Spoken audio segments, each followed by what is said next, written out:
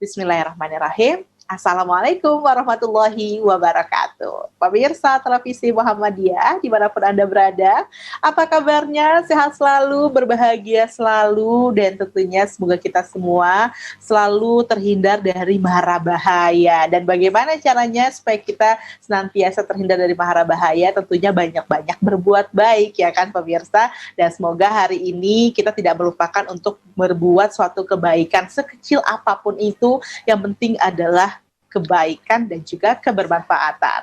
Nah pemirsa, senang sekali saya Irmalia Septiana dapat kembali menyapa Anda pemirsa dalam program PTV Show Ngobrol Sering tapi gak bikin boring. Dan kali ini aku akan ngobrol lagi-lagi sama mahasiswa. Seneng banget ini waktu ya ngobrol sama mahasiswa yang ada di luar negeri. Karena itu jadi satu cita-cita aku juga yang belum kesampaian. Semoga suatu hari nanti bisa dapat kesempatan untuk belajar ke negara orang gitu ya. Dan kali ini aku mau tanya tentunya seperti apa sih pengalaman belajar menuntut ilmu di negeri orang dan bagaimana caranya kemudian kita agar bisa mendapatkan kesempatan juga untuk bisa belajar ataupun menuntut ilmu ke negeri orang. Karena saya yakin pasti banyak juga nih pemirsa Televisi Muhammadiyah yang memiliki cita-cita untuk bisa menuntut ilmu sejauh mungkin dan nantinya akan kembali ke Indonesia untuk memberikan kebermanfaatan yang lebih baik. Dan kali ini aku sudah bersama dengan mahasiswa asal Indonesia yang ada di Mesir, yakni adalah Farizi. Halo, Assalamualaikum warahmatullahi wabarakatuh, Farizi. Waalaikumsalam warahmatullahi wabarakatuh, Kak Irma. Hai, apa kabarnya kamu di sana? Alhamdulillah baik, Kak Irma. Sehat ya? Alhamdulillah sehat.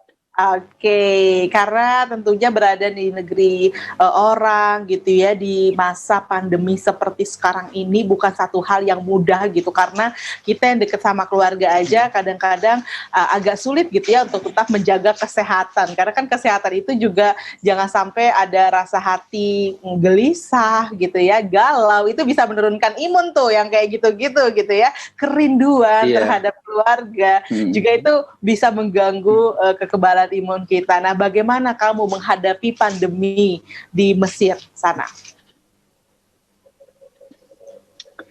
Yang pasti sih harus sabar ya, karena emang namanya rindu sama orang tua yang tadinya kita harus pulang, jadi nggak bisa pulang karena pandemi segala macam, penerbangan di lockdown semua.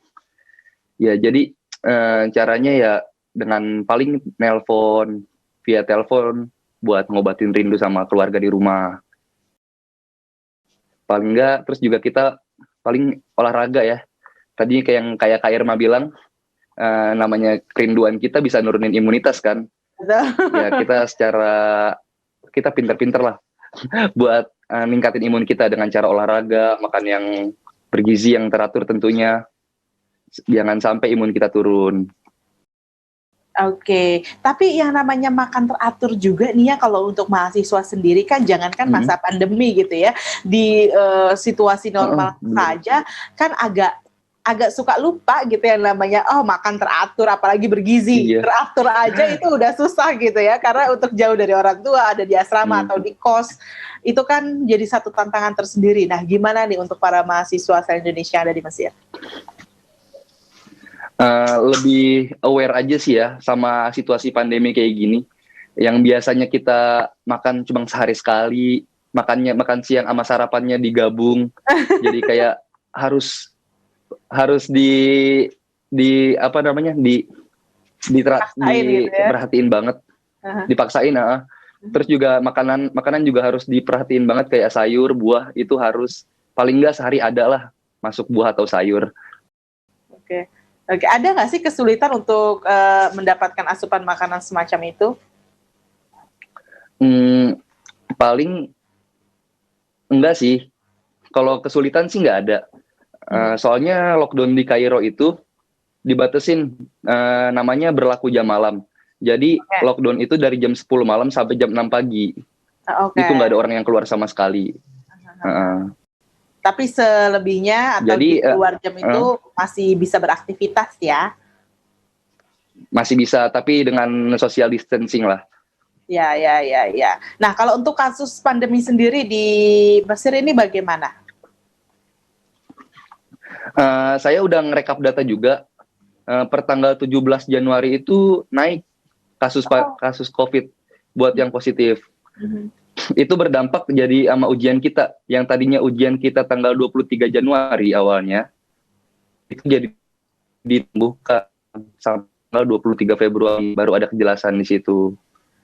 Oke. Jadi untuk para mahasiswa sendiri, ini kondisi pandemi sangat-sangat berpengaruh ya, bahkan berpengaruh tadi karena adanya peningkatan kasus positif COVID, sehingga harus bergeser sekitar 1 bulan, pun itu masih menunggu nanti bagaimana hasil di setelah 1 bulan itu. Betul. Gitu ya?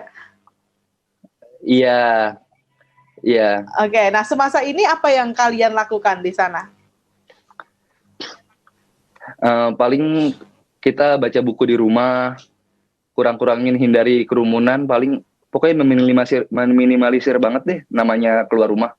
Sekalipun kita keluar belanja, itu kita nyetok buat jangka waktu yang ya lumayan lah, buat sebulan. Oke. Kita stok makanan segala macam.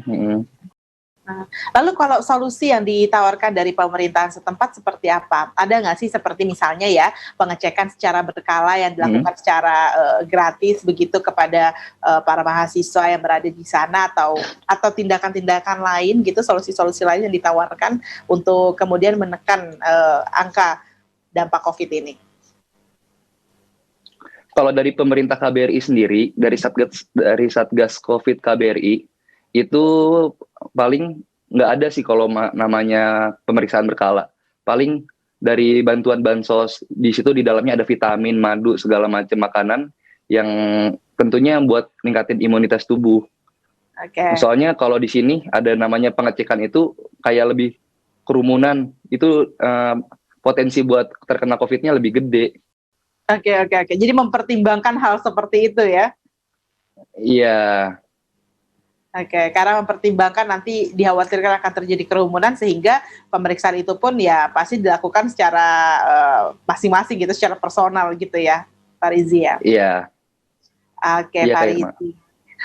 Ini keren banget. Tapi kamu alhamdulillah selama masa pandemi ini pernah menjadi pasien COVID-19, atau ada rekan-rekan yang pernah menjadi pasien positif COVID-19? Dari kawan sih ada, tapi kalau saya sendiri alhamdulillah belum pernah.